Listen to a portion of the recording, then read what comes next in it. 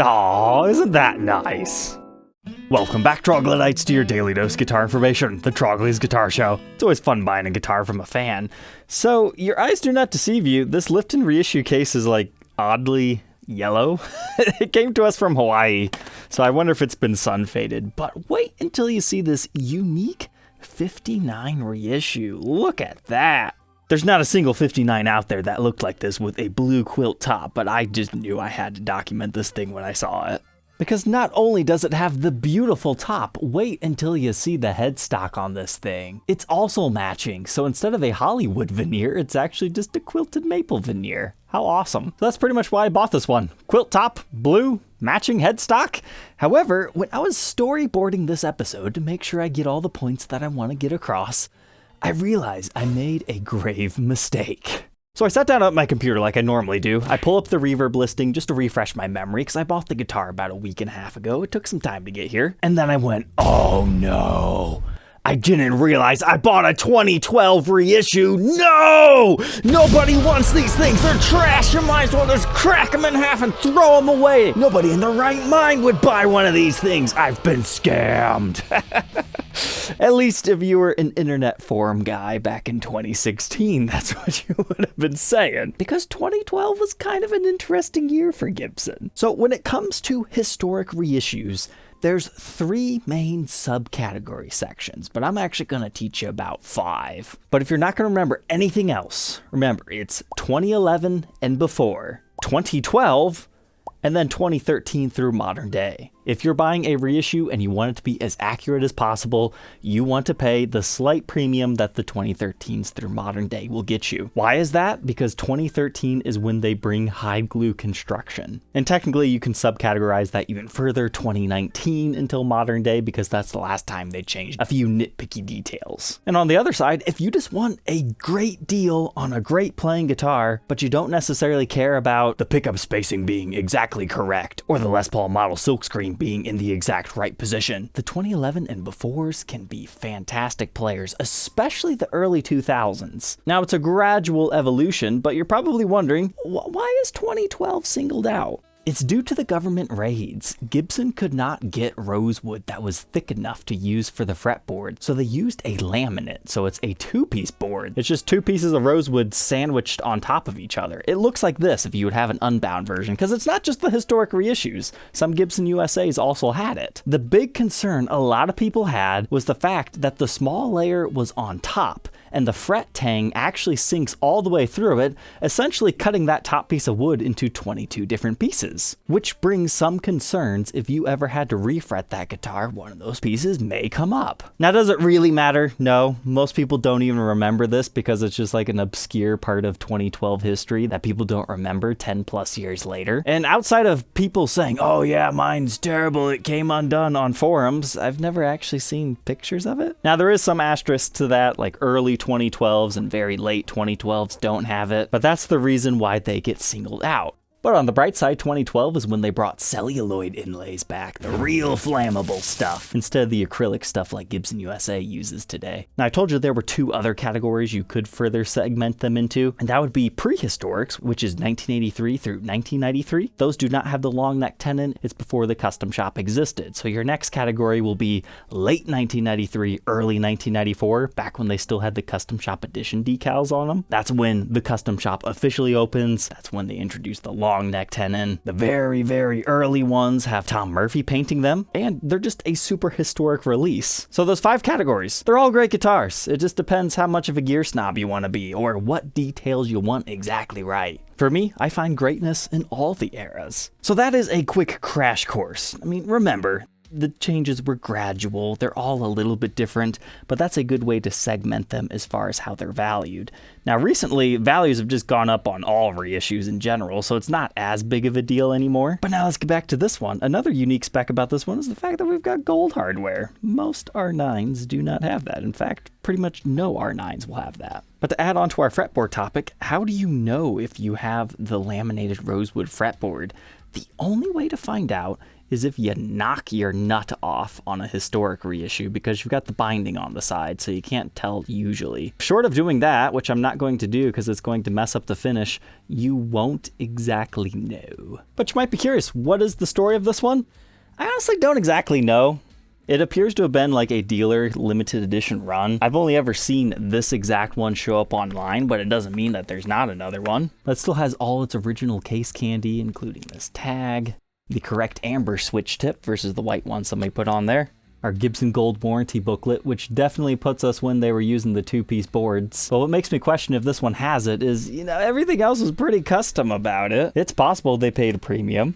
And apparently somebody put Tone Pros parts on this one, so this is the original stuff. And then we've got our COA, which bills this as the Les Paul 59 reissue Q. Q standing for quilt top. And it had an original retail price of about $11,000, but they had sold it for $8,000. So nowadays, a guitar like this will cost $6,799 new. So to do a made-to-measure with the quilted veneer, if you could get Gibson to do it, I'm sure it would probably cost you $85-ish would be my general guess. Maybe more, it just depends if they give you the Crimson Division upcharge due to the headstock. But let's go ahead and throw this one on the workbench, get it cleaned up. There's a couple of inlays that are loose here that need re-glued, and take a closer look at this one.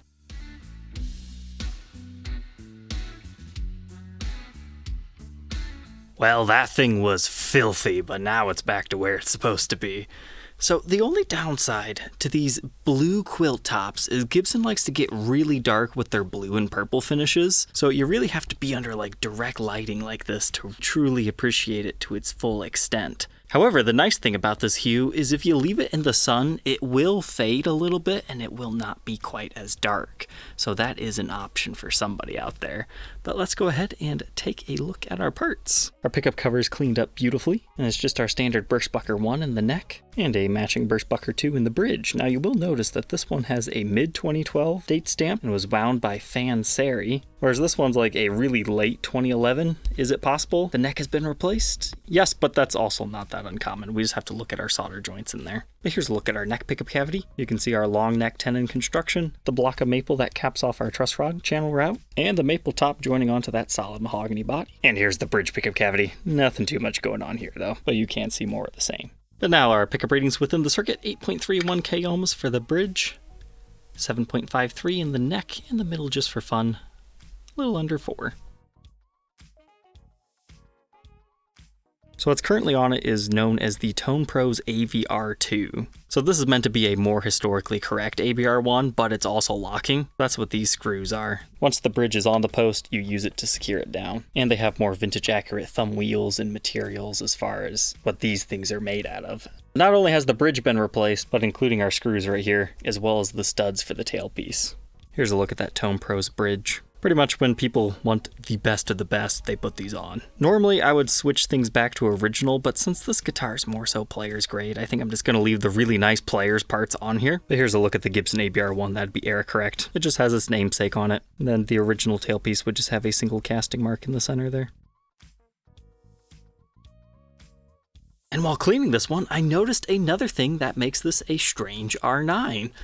We do not have a pickguard on this stock from the factory. It's not even drilled for one because, obviously, you want to see the beautiful quiltiness. Now, I said this is more so player's grade. This thing does have lots of dents, dings, and scratches. Now, I did just clean and polish it, so they're going to hide now. But if you get it in the light here, you can see some picking scratches. Those are pretty much just in the surface, but they're deep enough that you can't just polish it out. At least not on a hand polish anyways. And then down here, towards the edge, you can see a couple of dings here. You got another ding there. I mean, this was definitely played. There's one here, and then there's a really sizable one right there and down here. Now, thankfully, from a couple feet away, you don't necessarily notice them. The quiltiness helps hide it, but it is there, and we'll see some more of that wear on the back. Here's a look at our historic style knobs. They also have the metal thumb bleeders around them, and it's just traditionally wired, 2 volumes, 2 tones. Moving on from our 2-piece maple top and mahogany body, we've got the mahogany neck with the rosewood fretboard. Here we can see those celluloid inlays, and I did go ahead and glue that one down. In case you're curious what it looks like underneath the inlay, before I glue it back in, I thought I'd show you. Now, sometimes on like 90s era Les Paul Classics, you'll see actually like a mesh material underneath that. That's kind of what helped colorize the inlays. But you can see it's grooved, so the glue is supposed to hold. It is pretty common for them to fall out. It might have been a growing pain of using a new inlay material. Now, I forgot to film this, but the backside of the inlay was like pure white, so they must do something to kind of age them, or maybe they just age naturally. So the only one that was loose is your third inlay right here. And I'm not going to say I did a perfect job. Like, can you just barely feel it sitting proud? Yes, but I don't think it's going to affect playability. But our frets were definitely a little bit oxidized, so I went ahead and did my deluxe polish job. I got all that disgusting finger cheese off the fretboard that's been on there for who knows how long. We're going to put a fresh set of strings on here, because those were black with age. But you can see our tiny fret nibs on the side. And being a historic reissue, you get the tortoiseshell markers on the edge. That's got the 24 3/4 inch scale with 12-inch fretboard radius. Our nut measure is 1.7 inches. That increases to 2.08 by the 12th, 0.91 first fret neck depth, and 1.02 by the 12th. Here's that neck at the first fret and the 12th fret. Just a nice rounded C. 59s are known as being the perfect Goldilocks in between. They're not giant baseball bats, but they're not super skinny either. So if you want the skinny neck, you go for a 1960 reissue. If you want the big one, you go for a 58. Here's what our headstock looks like when it's all cleaned up. I wish it was just a lighter blue, so again, you can fade it, and then you might be able to see it more, but that's really cool, because I've seen sometimes they do like two-piece veneers to, try to match the two-piece top. I honestly just like it better when it's one like this. But it really helps that Gibson mother of pearl logo pop. Then of course you still have your Les Paul model silkscreen. And then here's what our truss rod looks like. Threads are about even with the top, so you got life left. And here's our historic style truss rod cover. I've got the strings back on now, and I've got to say, really happy with how this turned out. But let's check out the back. Starting with our cavity. I thought this was particularly cool because you actually get to see the blue quilt top underneath, and it's also sprayed blue. Just looks very royal and elegant. But over here you can see the R9 stamp, so you know that this isn't like a Class 5. Because if you want a similar guitar to this, a Class 5 would be a lot easier to find. But it's the standard historic style wiring that they did back then with the bumblebee capacitors. And we've got the cream output jack plate with our 2 strap buttons in our regular positions. And here's a quick look at our toggle switch. So now, not gonna lie, the back is pretty chewed up. We'll get it in the extreme light so you can see the nicks and dings there. Then the middle is actually fairly clean. You got something like underneath your wood right there. I think that's probably Gibson's problem. But then we've got more players, dings and dents all over the bottom. But if you can find the right angle to actually see through to the wood grain, it's got some nice ribbon flame to it. It's actually a very nice back. I think you guys will really like the weight on this one. The only area that's a little hazed over is right here. So somebody was definitely a lead player because I was unable to get that to be unhazed, and I used some pretty nice stuff as far as polishing goes. We do indeed have the thin binding in the cutaway. It's just a little bit hard to see. And then here's the edge where it would rest against a player's leg if they were sitting. You can see they wore through to the finish, and there's some other gene marks and other impressions along the edge here. And some more dings back here. That's the other struggle reviewing a guitar that I know somebody's watching, is they're gonna be like, how did I do describing it? This one was described to me as excellent, kept under the bed, but the previous owner used it. Unfortunately, I would say very good would probably be as high as this one will go. I'll probably put it as good. I did notice cracks in the binding right here and there. And since it continues on to the top, those are actually pretty deep. Not quite sure what happened there. Because it's common to get like some cracks along the binding, especially right here by the edges of your frets. But that one looks a little bit different. I also cleaned up the neck. I really can't see through to the wood grain, and unfortunately dark blue finishes. I just don't like them on the back because it shows fingerprints and stuff so easily. But no breaks, cracks, or repairs to speak of. Then we get the historic Clusen style tuners, except for they say Gibson Deluxe on them. And then there is our serial number, so 9 for 1959 reissue. The next digit tells you what year, so how do we know it's a 2012? You have to look at the case style and other specs on the guitar. Since the toggle switch medallion looks like this, that's how we know it's within the 2010s era. This is right before they switched into those medallions that they're using yet today. It's basically just like a really fancy sticker that they put over them. And there's also a small ding up here.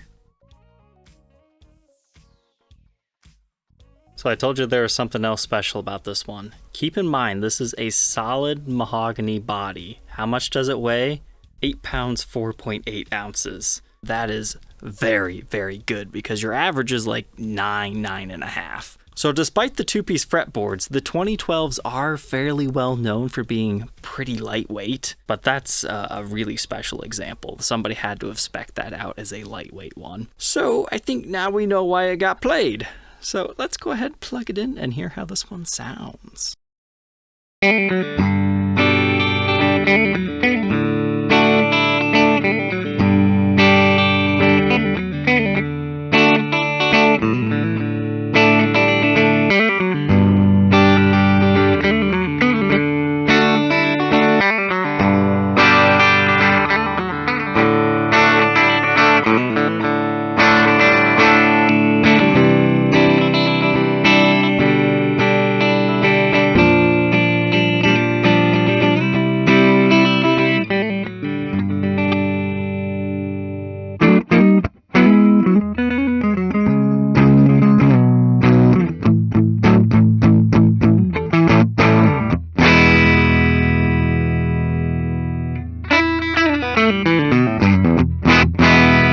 This neck pickup's really round and full.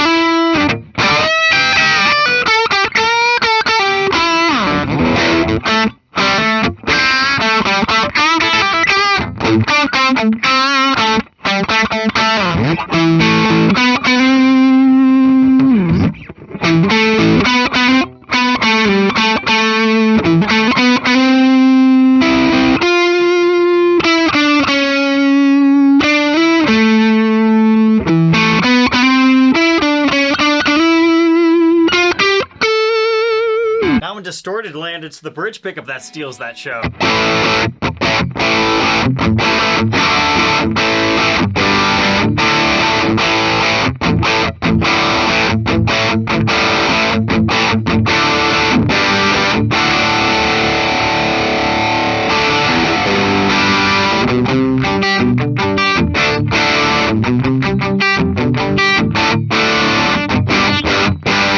But if you've got some solo skills, that neck pickup works well too.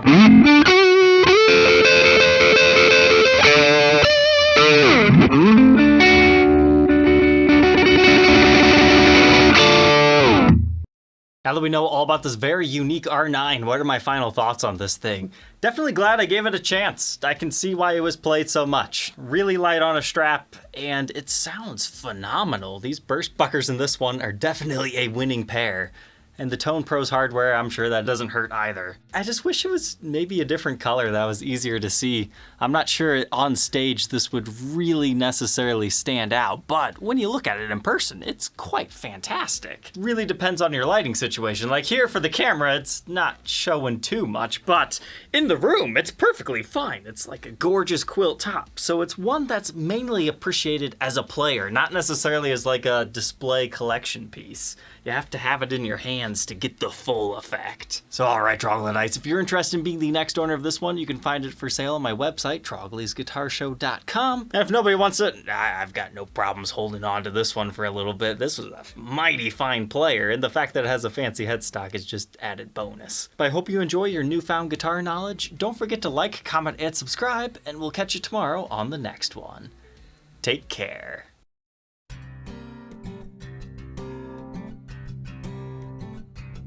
If you enjoyed tonight's episode, consider subscribing. I post videos like this every day. And you might even enjoy this next one.